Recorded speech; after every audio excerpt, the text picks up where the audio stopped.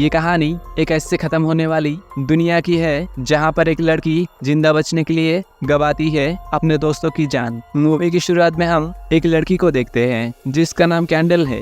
वो यहाँ पर अपने दोस्त के साथ छुप के रहती है जिसका नाम डीन है। कैंडल एक पंप के जरिए पानी निकाल के उसे यूज करती है। डीन का किडनी लगभग खराब हो चुका था, फिर भी कैंडल उसे यहाँ से कहीं दूर लेके उसकी इलाज करना चाहती है, लेकिन यहाँ से बाहर निकालना इतना आसान नहीं था, इसलिए कि उसके आसपास फैला हुआ था बहुत सारे खतरनाक इंसान जो कि पानी के लिए किसी की भी जान ले सकती है, क्योंकि यहाँ कहीं पर भी पानी ढूंढना लगभग सोना ढूंढने के बराबर है। हालांकि यहाँ से दूर किसी सेफ जगह जाने के लिए कैंडल के पास एक जरिया था जो कि पास के फार्म में रखा हुआ एक चार्टर्ड प्लेन है, लेकिन उसकी भी डिस्ट्रीब्यूटर कैब खराब था जो कि इतनी आसानी से मिलना मुश्किल था। कैंडल हर रोज रेडियो सुनता इसी उम्मीद में कि किसी दिन मदद जरूर मिलेगी। अब वो लोग सोई थी। इसी दौरान उन्हें अचानक किसी इंसान की आने की आवाज सुनाई देती है, लेकिन वो दोनों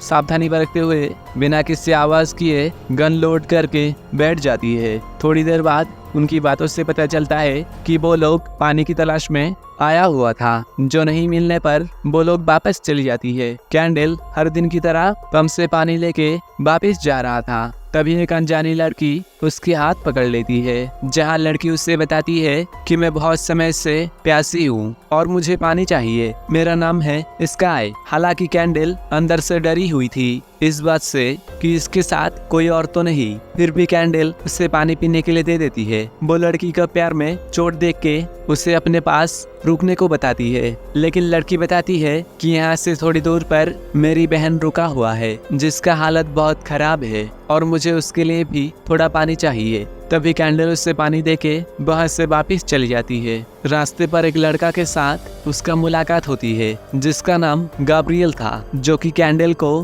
पसंद करता था, लेकिन कैंडल अपने दोस्त को इस हालत पर छोड़ नहीं सकता। एक रात रेडियो पर उसे एक औरत की चीख सुनाई देती है जिस पर कोई हमला कर रहा था, जो कि मदद के लिए पुकार रही थी। ये सुनने के बाद कैंडल अकेले ही उस घर तक पहुंच जाती है, जहां पर पता चलता है कि ये सब एक जाल था। कैरिसन नाम का एक आदमी इस घर की एक औरत को रेडियो पर जबरदस्ती लोगों से मदद की पुकार लगाने के लिए बोलती है। कैरिसन को लगता है कि लोग उसकी हक का पानी पी रहा है। मदद न आने पर वो इस घर की सारे लोगों को मार डालती है, जहां से कैंडल किसी तरह सुरक्षित पहुंच जाती है। वापस घर आते समय उसे रास्ते पर गाड़ी मिल जाती है जिससे वो डिस्ट्रीब्यूटर कैब निकल लेती है, लेकिन कोशिश करने पर पता चलता है कि ये भी प्लेन में फिट नहीं बैठता। अब पास में ही एक अकेला लड़का रह रहा था जिसका इस दुनिया में कोई भी नहीं था। हालांकि उसके पास पानी के अलावा जरूरतमंद हर सामान पहले से ही मौजूद था और उसका नाम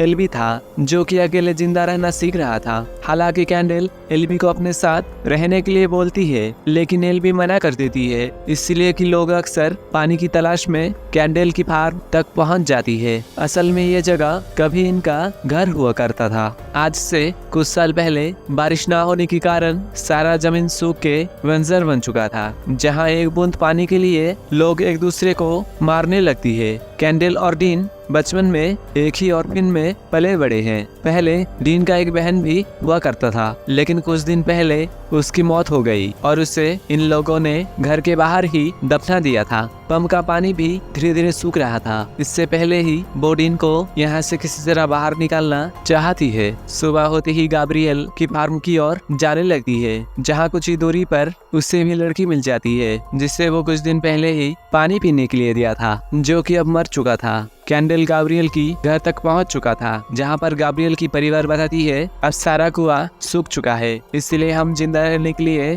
हम कैरिसन को ज्वाइन करेंगे। और कैंडल को भी कहा जाता है कैरिसन को ज्वाइन करने के लिए, लेकिन कैंडल मना कर देती है। पानी लेने के लिए वो गैब्रियल की घर के पास चली जाती है। इसी बीच लालची कैरिसन वहां पहुंच जाती है और गैब्रियल को छोड़ के वो उनकी परिवार वालों को मार डालती है, इसलिए कि वो सारे बूढ़े हो चुके थे, जो कि उसका किसी काम का नहीं था। कैंडल किसी तरह बच के पीछे के रास्ते से भागने में कामयाब हो जाती है, लेकिन रास्ते पर कैरिसन की एक आदमी उससे देख लेती है। इससे पहले कि वो उसे नुकसान पहुंचा पाता तभी कैंडल उससे गोली मार देती है और अपने फार्म में लौट जाती है। वो देखती है पंप से पानी नहीं आ रहा था। असल में कैरिसन नीचे हर जगह से पानी अपने कंपाउंड में खींच रहा था। अब पानी बहुत कम ही बचा था, लेकिन ये बात वो डीन को नहीं बताती, इसलिए कि कैंडल नहीं चाहता कि डीन परेशान हो। असल में कैरिसन चाहता है कि पानी ना होने की वजह से सारे लोग ये जगह छोड़ के चला जाएगा और वो ये सारे जगह को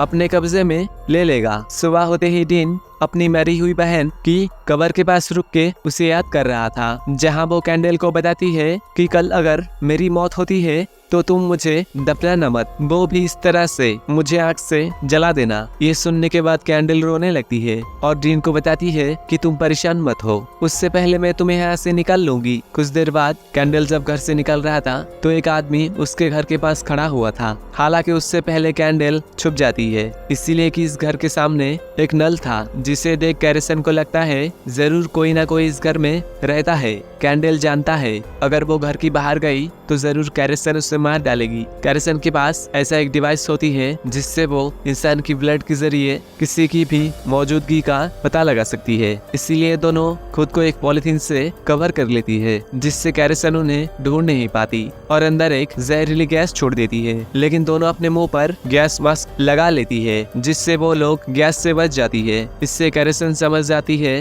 कि इस घर में कोई नहीं रहता है, इसलिए वो घर के बाहर अपना प्रॉपर्टी के हिसाब से एक मोहर लगा देती है और वहां से चली जाती है। लेकिन कैरिसन की बेटी, जिसका नाम ब्रूस था, वो घर के ऊपर एक खिड़की में एल्युमिनियम की पेपर लगा हुआ देख के अंदाजा लगाती है कि जरूर कोई इस घर में रहता है। कैंडल चोरी छुपे कैरिसन की फार्म में गाड़ी तक पहुंच जाती है। उससे लगता है शायद इस गाड़ी का डिस्ट्रीब्यूटर कैप प्लेन में फिट हो सकता है, लेकिन थोड़ी देर में वो समझ जाती है कि दिन की उजाले में गाड़ी तक पहुंचना मुश्किल है। यहाँ से वापस लौटते समय रास्ते में उसे कैरिसन की एक आदमी हमला कर देती है, लेकिन कैंडल उसे गन से शूट करके मार डालती है। असल में ये आदमी एलबी के घर का थोड़ा करीब था, इसलिए कैंडल को एलबी का बहुत चिंता हो रहा था, लेकिन एलबी बिल्कुल सही सलामत था, जहां से वो अपना फार्म में वापस लौट जाती है। सुबह होते ही कैंडल 3 लोगों को अपने घर की तरफ आती हुई देखती है, इसलिए कैंडल उन लोगों पर गन पॉइंट कर देती है। उससे लगता है कि ये लोग शायद कैरिसन से मिला हुआ है, लेकिन तीनों उससे बताती है कि हम कैरिसन के साथ नहीं है, हम पानी ढूंढते हुए यहाँ तक पहुँचे हैं और हम पानी के लिए मर रहे हैं। ये सुन के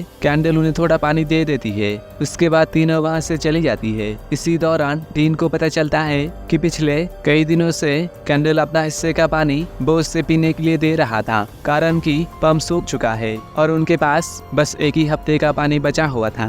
कैंडल दूसरी दिन कैरिसन की फार्म में गाड़ी तक पहुंच जाती है, जहां पर एक गुलेल में आग लगाकर कंपाउंड के अंदर फेंक देती है। अब आग लगने की वजह से कैरिसन की सारे आदमी आग बुझाने लग जाती है। यही मौका देखकर कैंडल गाड़ी के पास चली जाती है और बिना कोई आवाज किए डिस्ट्रीब्यूटर कैप निकाल के चुपके से वापस आ जाती है। आखिरकार बहुत ढूंढने के बाद उसे सही डिस्ट्रीब्यूटर कैप मिल जाती है और ये बात वो आके डीन को भी बताती है। कैंडल डीन को ये उम्मीद दिलाती है कि वो दोनों एलबी के साथ यहाँ से बाहर जरूर निकल जाएगी। अब उससे पानी की जरूरत था, इसलिए वो स्टोर किया हुआ पानी लेने के लिए पंप के पास चली जाती है। इसी समय वही तीनों आदमी उससे मार के उसका हाथ पैर बांध देती है। अब वो महिला उससे मारने ही वाला था। इससे पहले डीन उन सब को शूट करके मार डालती है, जिस हमले में डीन भी घायल हो जाती है। उसके बाद जब वो कैंडल की मुंह से पट्टी खोल रहा था, इसी दौरान डीन कैरिसन और उसकी बेटी को